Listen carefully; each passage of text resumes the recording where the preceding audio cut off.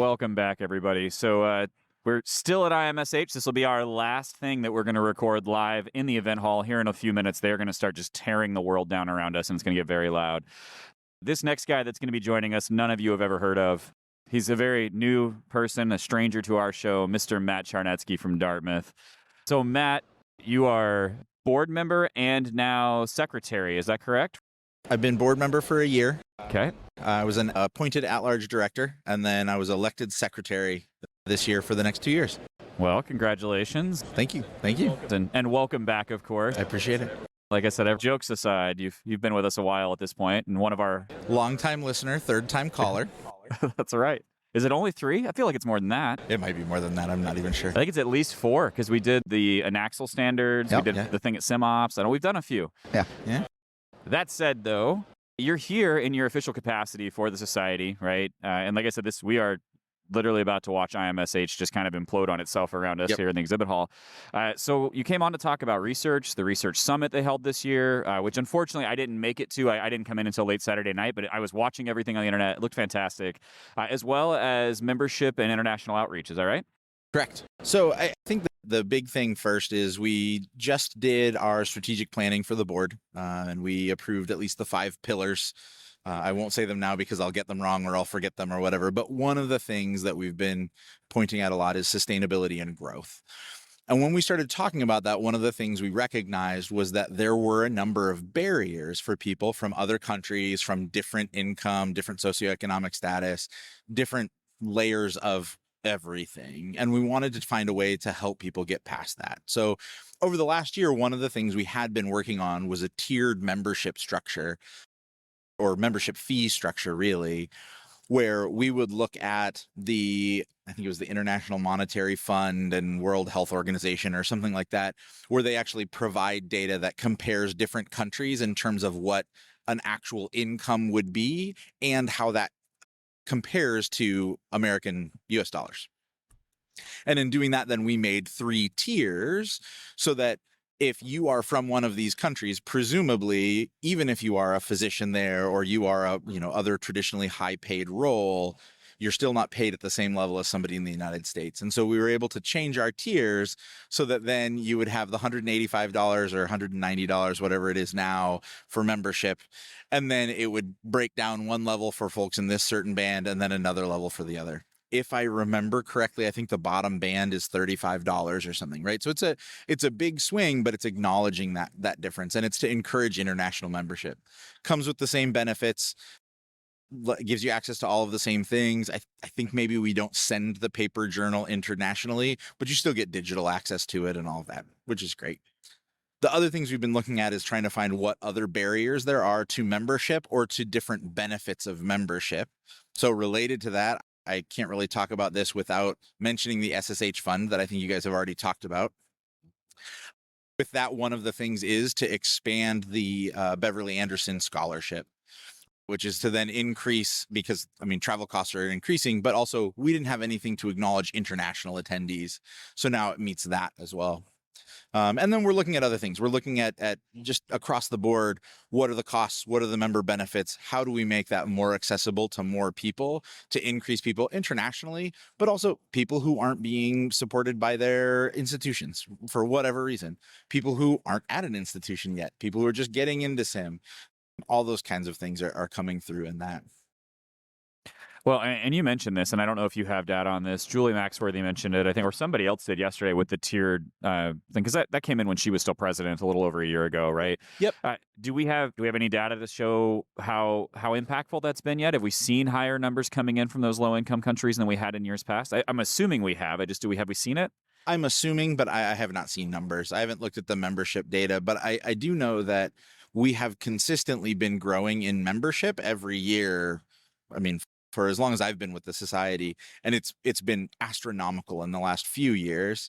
I know that this year, I think we have just over 40 or right around 4,100 attendees, and I believe they said over 500 of them are international. I don't know this, but I would suspect 10 to 15% of membership or of attendance being international probably is unusual. Yeah. So anecdotally, It's probably a fair assumption. Yeah. I mean, and so I know they talked about it yesterday. It's 140 countries or something. Yeah. Or we have members in 140 countries now, which is ridiculous. Yeah. So the other thing that you came to talk about was the research summit. So you guys just held a 2-day research summit presenting a lot of what's going on in simulation. Of course, you have a background in research, being the director of simulation-based education and research. So talk to us about that. What was the summit? Yeah, so I mean, the summit is this longer term project, and so and then I don't recall the exact years, but I think it was 2012 and 2017. They also had research summits, and the purpose of this is to pick a collection of topics that are of particular relevance or where they're kind of emerging things that we just don't know what we know about them, and to get a group of people together and put together a state of the science. And in 2017, at the end of that research summit, they kind of came forward and they said, all right, great, we've done all this research and most of it is to the result of people like simulation. And there were lots of things that did more than that. I don't want to boil down people's work who did lots of great work, but from the research summit, that was the big takeaway. And so the push was, hey, we need to be looking to push forward and start looking at more behavior change, at patient outcomes, at return on investment, all that kind of stuff. So this time we picked the 12 different topics, and it was everything from debriefing to mastery learning to learning spaces to distance simulation, just this whole gamut of topics. And what we did was, over the last 2 years, we just kind of wrapped our arms around the status of whatever it was that topic was about. So I was closely involved with the Distance Simulation Summit, and we went through and we just looked at, what were people saying, a meta-analysis of systematic reviews, an umbrella review of what did people used to say about regular simulation, what worked, what didn't work, just kind of what was the takeaway. Then we took a systematic review of what we termed hybrid simulation, which means lots of different things to lots of different people. We called it hybrid simulation, but it was really a mixture, any simulation experience that was a mixture of in-person and distance. So maybe you come in and you do skills one day, and then 2 days later you, quote, see the same patient, but it's over Zoom, and now you're doing a follow-up to the procedure that you just did. Something like that. That's hybrid. And then we did another systematic review for distance simulation, which was things that were carried out completely over video teleconferencing or Second Life or whatever it happened to be. And the plan was to be able to then say, like, how are we doing? Did we progress from where we were? What's the current state of this thing? And the research summit, or what we kind of refer to as the research summit, was the result of 2 years of work. This group of people, I think it was almost 300 people, came together for 2 days before the conference started to discuss the research that they did and what they found. A lot of what people found was kind of the same thing. Hey, we're still talking about people's reactions to sim. We need to keep moving that forward. But a lot of people did some really remarkable work on really high volumes of papers. I think one of the studies did a systematic review of 47,000 research papers. Wow. And then they boiled that down and said, all right, now that we've narrowed it down to this, we've done a full text review of these 290 papers from that subset to say, this is the status of this thing. The research summit was valuable because we got those presentations and then we broke off into subgroups where attendees could come together and we could talk about what's the next thing we should actually research related to this. Is it another systematic review, or is it some actual randomized controlled trial? What is it to look at within distance simulation? These are our priorities and these are the next 3 studies we think we should do. The other thing that came out of that, or that we're trying to put together out of that, were reporting guidelines. One of the things we found is it's really hard to compare simulation when everybody's using different words to talk about it. And so if we come up with reporting guidelines, now we're able to do those reviews in a much more streamlined fashion, because we can compare things directly, and then we can actually say something about it on the far end. So, I mean, and you kind of referenced this, right? Historically, a lot of our research has been that, Kirkpatrick's 1-2. We're trying to push it a little further than that. You were there. You were present for this. Are we seeing that this time around compared to the 2017 Research Summit? Are we seeing a further push? What did these systematic reviews come back? Or is it at least heading in the right direction? Most of the systematic reviews were showing that we were still doing a lot of that. There's a framework of categorizing research, and I apologize, I don't remember the name of it. Janice Palaganis referenced it in a couple of presentations. And in that, what she kind of argued was, if we look at the maturity of research in simulation, we're kind of on this line where we're just about to tip over into the next level. Tipping over into that next level is moving into those Kirkpatrick 3, 4, 5 translational outcomes, that sort of thing. And we're ready for it. It's time. We just haven't quite done it yet. And that was part of then with this research summit, when we're talking about what kind of research do we want to do next, part of the push from the leaders of the research summit was, awesome, we've come up with this research question. This sounds really interesting. You guys are talking about levels 1 and 2. How do we take that same question, but now let's make it levels 3 and 4? So pushing that forward, I think there were a lot of really interesting projects that were proposed, and I would expect we'll start to see some of that come out. So we'll see publications from the research summit and those reviews, and then we'll start seeing some calls for researchers and help with these other projects, and then hopefully start seeing that publication too. So, I mean, and again, I'm putting you on the spot with another question here, but you've seen it, you've been there, you've been involved with this for a long time. Where are our gaps? What is it we're not researching right now, or at least we haven't put to paper yet, we haven't published, that we need to see, and where maybe some up and coming researchers or people who are interested should really focus their efforts? Yeah, I mean, I think the first thing I would do, just to skate your question just a little bit, is to point people back to the knowledge map that SSH has on their website. And the reason I would point people back to that is that actually provides real gaps. It shows, if you start digging down through that knowledge map, which is a very interesting interface and it's kind of fun to play around with, but as you dig down into that, you'll see spaces where research will fit, and you'll think, oh, my question just fits right in there. Personally, what I think we're missing, if we want to paint a really broad stroke on it, what we're missing are those longitudinal behavior-based studies. So we did a sim beforehand and after, we tested to see if they changed their knowledge, if they enjoyed their experience, if they're whatever. That's fine. We can keep doing those things. That's important programmatic data, and it does give us a context. What we're not looking at is 6 months down the road, or in the practice context, are they exhibiting the behaviors that we just tried to train them on, and are they continuing to do so long term? Are we producing that behavior change, that culture change, all those things? In a dream world, absolutely, we'd look at patient outcomes on top of that, because that's where the real bread and butter is. But I'd even accept if it's changing behaviors regularly in the patient care setting, and if we're starting to see a change in the well-being and experience of the healthcare professional. And Matt, we've had a lot of these conversations over the years anyway, and I know you've talked about some of these points when you've been on our show before. And so, obviously you've got your opinions, you've shared those with us, or you're kind of pointing out where those gaps are at. What advice do you have for maybe there's a sim op out there, or a new educator, or somebody that wants to get into research? How do they take those steps? How do they get involved? If not even with the society, just in general, how do they do it? Yeah, I think there's a few different things. Number one, there's a book that was, I think it's Healthcare Simulation Research and something else, came out 2 years ago, I believe. Deborah Nestel, I think, was the editor. I think that's a great place to start, just to get some ideas. The other thing is, the simulation community is small. Mm-hmm. Hitch your little red wagon to whoever you can find and get onto a project they're working on. I think for me, I would still consider myself a novice to very early intermediate researcher. And what changed that for me was just having the opportunity to be a participant on someone else's study and help out with that work, reviewing papers, helping do the writing, that kind of thing. That was one. Number two, SSH has a ton of resources. So does Anaxel. SimGhosts has some things that they're trying to do for research. There are lots of organizations that have pathways for you to connect to and integrate with. Even just getting on SimConnect or whatever message board you want, Facebook, everything, and reaching out and saying, I'm working on this research project, or this is something I'm interested in. Is anybody working on this? I think most people are so hungry for help with their research on top of wanting to be researchers, that you're going to find people that you can connect with and figure out what to do next. And there's some pretty scary steps in there, right? Like if you've never even heard of an IRB, going Right. for IRB approval is a huge thing to overcome. And so Right.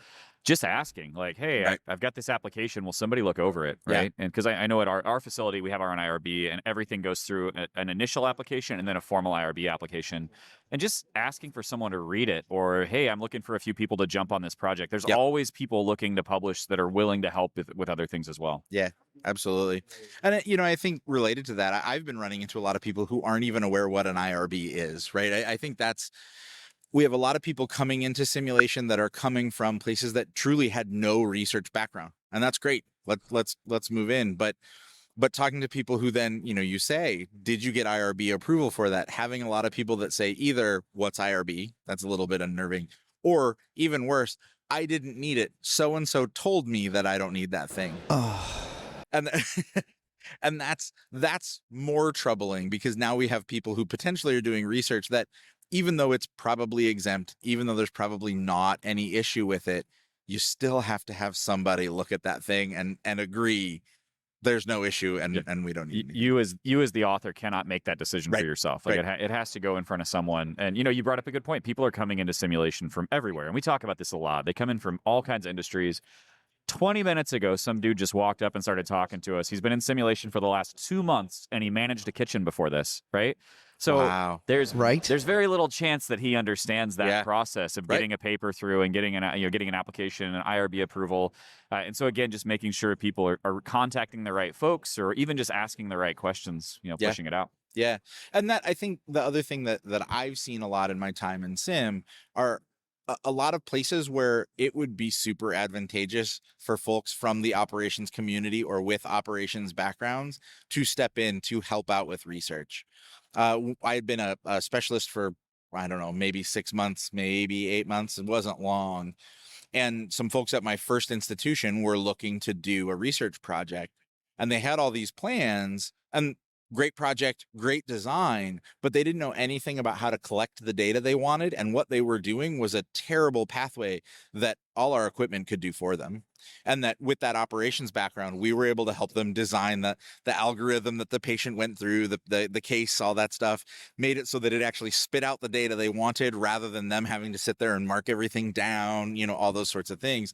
There's just a huge need for that logistical and operational support. Yeah, and feel free to comment on this, but the society has the Storm magazine, right? So Storm is a peer-reviewed magazine, but it's not necessarily a peer-reviewed journal, right? It's not a formal publication, Right. And if somebody's looking to get started into that process of writing, I feel like that's a good place to start too, because it doesn't Absolutely. require that IRB approval. It doesn't require all the formality. You can just share your ideas through that, and that's Right. where you can kind of hone in those technical writing skills. Right. And, to be fair, simulation in healthcare has a lot of other types of papers you can submit. They don't have to be research studies. And I don't happen to remember the names of all the other ones off the top of my head, of course. But if you look at those and look at the criteria for some of those different things, you can write white papers, you can write opinion pieces and things like that. If you're looking to write and looking to explore some other ways to get into publishing in sim, there's other pathways as well. And I mean, look at all the blogs that are out there. They're often looking for contributors.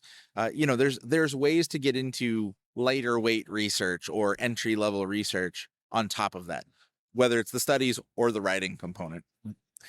Well, Matt, man, it's always fun, right? And again, we'll see you again soon. I'm sure of it. We don't ever go long without getting back with you. So Super good to see you guys. thank you so much for joining us. And especially in your new role on behalf of society. It's always just been us, and now you're here in your official capacity, which is a first. So I'm happy to see that. Any parting thoughts? Anything you want to share with everybody? I think we're really underestimating the reach of a lot of different, not just people refer to it as marketing, but it's not really just marketing, but the information dissemination. We think publication is the final answer and is the best way to get things out there. But I think looking at podcasts, looking at the video things that are out there, looking at blogs, those ways to disseminate your work and the things that you're learning and the things that you've figured out through Storm, through SSH, through whatever pathway you want, is super important to this community. And so I think thank you guys for what you're doing. And I think the reach you guys have is really incredible. Just as a side note, my story of wandering through an airport and having somebody ask me if they can have my SimGeeks pin off of my backpack that I was wearing, and I was like, what are you talking about? And it was just, it wasn't even a person that was at the conference I was coming from. It was a random human who listens to this podcast in an airport. Anyway, that being said, I think it's really important to acknowledge all of these different ways of disseminating and connecting all of us, and I think this is a great one. It's one thing I'm very, very passionate about as well, because I know that everybody has their way of getting data, their way of processing it, and their way they'd like to receive it. And so that's why I try to do as many platforms. We both try to do as many platforms as possible. So yeah, just getting the knowledge out there, sharing it and things like that. So thank you. Well, Thanks, everybody, this has been the final live episode that we are filming on the showroom floor here at IMSH 2023 in Orlando. We really appreciate you guys hanging out with us for the last few days. I think this is episode 8 or 9 that we've done in the capacity for the society, plus a few others that we'll be releasing over the coming weeks. So thanks again to all of you guys that are listening to this. Feel free to reach out to us. Contact us through all the social medias. I'm stealing Dave's thunder here right now. Go for it. And have a wonderful night. Thank you. Live on the floor from IMSH 2023. That's a wrap. See you next year.